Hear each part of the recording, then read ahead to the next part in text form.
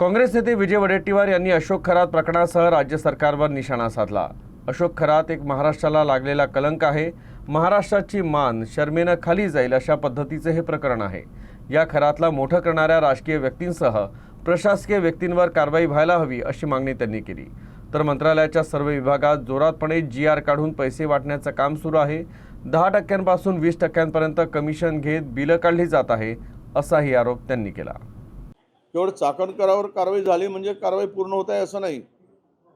इतर दोषी आहेच, त्यांच्यावर काय कारवाई करायची ते सुरू आहे, त्यांना नोटीस दिलं आहे। परंतु इतरांचं काय, इतर मोठ्या धिन्नांचं काय? अरे तुम्ही शपथ घेताय, तुम्ही एका संविधानिक पदावर आहात, कायदे करण्याच्या अधिकार क्षेत्रात तुम्ही मोडताय आणि तुम्हीच हे कायदे मोडण्याचं काम करताय। कायदे तयार करणारी मंडळी कायदे मोडायचं जर काम करत असेल तर ते कारवाईस पात्र आहेत। ते मंत्री असू देत, आमदार असू देत, त्या सर्वांवर कारवाई झाली पाहिजे। आणि खरात एक महाराष्ट्राला लागलेला कलंक होत आहे ही घटना म्हणजे। आणि महाराष्ट्राला खरं म्हणजे आत्तापर्यंतच्या इतक्या प्रकरणामध्ये हे महाराष्ट्राची मान शर्मेनं खाली जाईल अशा प्रकारचे खरातचे प्रकरण आहे। त्याच्यापेक्षा जास्त काढले गेले, 200 तुमच्या लक्षात आले। माझ्या माहितीप्रमाणे 1000च्या वर GR काढले। महाराष्ट्रात हे सर्वसामान्य माणसाचं आस्थेचं काही मंत्रालय राहिलं नाही। लोकांच्या सर्वसामान्य माणसाला न्यायाचं केंद्र आता ते काही मंत्रालय राहिलं नाही।